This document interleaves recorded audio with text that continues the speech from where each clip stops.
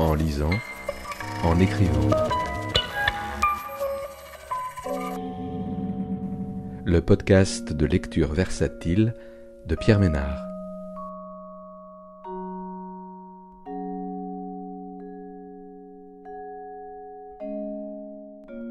Aujourd'hui, Des obus, des fesses et des prothèses, d'Arnaud Bertina, paru aux éditions Verticales en 2025.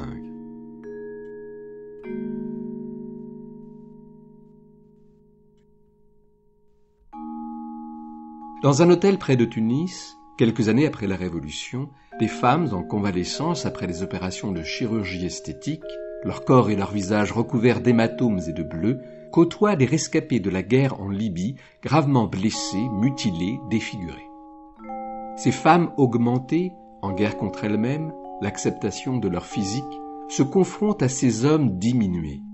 La chirurgie n'est pas une façon d'éteindre le feu qu'allume en nous le regard des autres. C'est sans doute la trace de cette violence. Le récit se forme autour de plusieurs personnages dans la multiplicité des voix qui se font écho, dont le face-à-face souligne une même fragilité, celle d'exister dans le regard et le désir des autres. Des grimaces, de la laideur, des corps qui se contorsionnent, qui hurlent en essayant de sourire. Le 4 avril, à 21h15, je me suis endormi, j'ai rêvé. Un homme reprenait l'image du groom, je protestais. Nour n'est pas une plante carnivore, elle ne tue pas, elle ne détruit rien. Je me souviens, dans le rêve déjà, ou seulement maintenant, des soirées qui précédèrent notre rencontre. Je m'en souviens comme de moments d'une grande douceur. Je rentrais de l'hôpital et me changeais, la chaleur tombait lentement.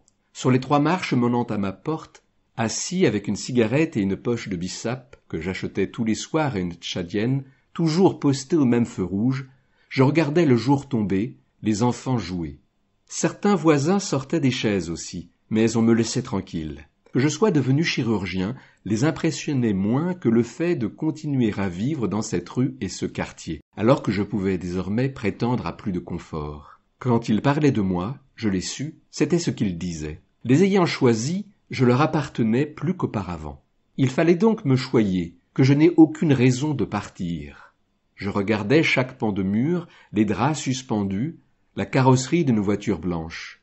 Chaque élément de la rue se gorgeait de cette couleur orange, ce que j'avais pu vivre à l'hôpital s'échappait lentement de mon crâne, et ça teintait cet orangé, le ciel et la rue noircissaient. Et lorsque Nour est entrée dans ma vie, lorsque le soir elle a commencé à venir me rejoindre sur ces 3 marches, elle n'a rien bousculé. Toute la rue a reniflé dans son sillage un parfum qui s'ajoutait, sans fausse note, à ce que dégageaient les personnes, leurs chaises, les chats, les mobylettes, une casserole sur le feu quelque part, les fourmis, les papiers gras tout poussiéreux. Elle ne s'est même pas étonnée que je vive là. Elle ne m'a pas demandé ce que je faisais de mon argent. Le mot docteur n'avait allumé aucune attente. Elle épousait le milieu dans lequel je vivais. Je l'aimais déjà, comment ne pas l'aimer plus encore, et la désirer. Bonjour, la voix du groom. C'était quoi le cri tout à l'heure? Au premier, il y a des types qui sont en meilleur état que vous. C'est pas spectaculaire, mais ils peuvent se tenir debout, par exemple. Ils passent la journée à la fenêtre, à regarder les femmes en maillot de bain. Elles, toute la journée, elles se prennent en photo pour mesurer, qu'est-ce qu'elles sont inquiètes ou pressées, la disparition progressive des hématomes, les bleus, liés à l'opération. Elles font des selfies pour examiner leur nouveau-né, leur poitrine toute neuve. Les hommes du premier étage ont compris qu'ils sont dans le cadre. Ils se composent des têtes charmeuses, mais une gueule cassée qui a des douleurs partout, elle séduira personne. Ils croient sourire et c'est des grimaces. Pendant ce temps, les filles examinent la photo en plissant les yeux. Il y a un détail qui... Elles zooment dans l'image et poussent le genre de cri que vous avez entendu. C'est immanquable parce qu'à chaque fois, elles découvrent un gremlin à l'arrière-plan. Franchement, c'est drôle. D'autant qu'ils sont sur leur épaule en quelque sorte. La place de l'ange gardien. Des visages hurlants, déformés, laids. Tu découvres que ton ange gardien est laid, comme un pou, qu'il a oublié de se faire opérer, lui. Comment ne pas crier? Le 5 avril. Nour insiste. Elle parle plus fort, plus net. Je ne peux pas brusquer sa mise en scène en demandant qu'on me transporte dans la chambre voisine. Mais je pourrais l'attendre au bord de la piscine. Je trouverai un moyen de me signaler à elle, de lui faire savoir que je suis prêt. On peut y aller. Une fois dehors, il ne sera plus facile de fuir le royaume des ombres, de trouver ces oiseaux qu'on n'entend pas ici, qui sont partis chanter ailleurs, où les détergents n'ont pas tué tous les moustiques, toutes les fourmis ou festin les mille pattes. On ira au-devant de la couleur, de personnes moins angoissées, moins harcelées. On cherchera, l'unijambiste veut retrouver les mille pattes, quelle blague. Être là, pour moi, ne l'amène pas à être dure ou méprisante avec Saïf. Les silences de Nour sont généreux. Dans le roquet qui aboyait, elle aura reconnu l'angoisse de celui que la mort a tiré par les cheveux. Cette main poisseuse et froide, je la sens aussi. Les 15 jours passés ici, en convalescence, ils disent, n'y changent rien. Saïf n'a pas sombré, mais les gens qui réchappent d'un accident grave appartiennent à la mort, traumatisés jusqu'à la fin. Est-ce qu'on peut revenir parmi les vivants? Si la femme augmentée s'allonge contre l'homme diminué, est-ce qu'il sent le désir qui la rend vivante? Arrêtera-t-il avec ses récits libyens? Est-ce qu'il entend les cris d'encouragement que poussaient ses congénères dans l'avion qui nous a amenés ici? Elle a 2 jambes, elle les enroule autour de celle qui lui reste, comme un serpent étouffe sa proie. Un accès de fièvre à nouveau. Le dernier, c'était il y a 6 heures. Les calmants font effet 4 heures durant. J'ai donc 40 de fièvre en permanence. Je crois que je pue. C'est plus envahissant que l'haleine et c'est nouveau surtout. La gangrène? Sans se douter de rien, Nour joue avec le feu en ne venant pas plus vite. Qu'elle tarde encore, et c'est la pourriture qui gagnera. Je sonne l'infirmière à nouveau. Je demande à être transporté au bord de la piscine. J'invoque la fièvre. Elle se fout de moi, en demandant si je ne préfère pas voir le médecin-chef. Je renonce à lui répondre. J'insiste, je veux, au bord de l'eau. Vous rincez l'œil? Je n'argumente pas. Si elle est capable de me répondre ça, à quoi bon lui montrer ma tête aveugle? À quoi bon lui rappeler ce qu'elle sait pertinemment? Personne n'imagine qu'on se remettra de ce qui nous est arrivé. J'attends au bord du monde. Une piscine et des femmes se trouvent à quelques mètres de moi. J'imagine des couleurs magnifiques dans une lumière très pure. Je ne goûterai plus jamais à cette volupté-là. Elle chante plus fort au bord de l'eau. Les hommes ont peur, notre beauté les fait trembler. Ce sont des feuilles. Elles durent un été. Cela bombe le torse, mais dès qu'une chatte, il sursaute et tombe. On ne revient pas de la beauté. Tuer, c'est plus facile. Tuer tout le temps. La mort n'est pas obligatoire pourtant. Cueille nos olives et regarde les suivantes pousser. Cueille pour le festin, cueille pour libérer l'arbre, cueille pour que l'an prochain, le même festin. Non pas le cycle des saisons, mais le retour des festins réguliers. Un jour, ma mère est venue à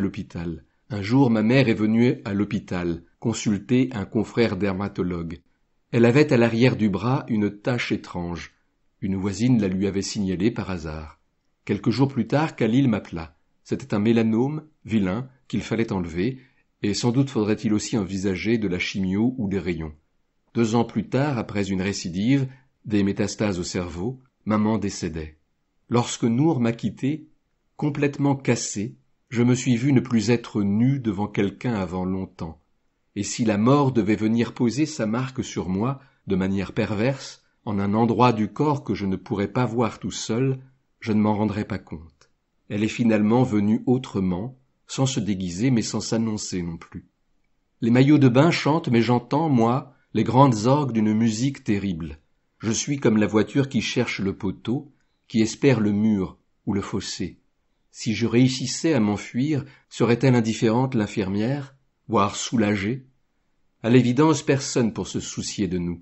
Valons-nous quelque chose? Le croissant rouge paie-t-il l'hôtel en fonction du nombre de lits occupés, ou a-t-il réquisitionné toute l'aile sans demander un compte précis? S'il m'enlevait ses coques sur les yeux, je pourrais prendre la mesure des lieux et imaginer ma fuite. Vais-je tenir debout si je m'appuie sur une béquille? Avoir encore mon bras gauche et ma jambe droite, est-ce une bonne chose pour l'équilibre? Serais-je mieux d'aplomb en ayant mon seul bras et ma seule jambe du même côté?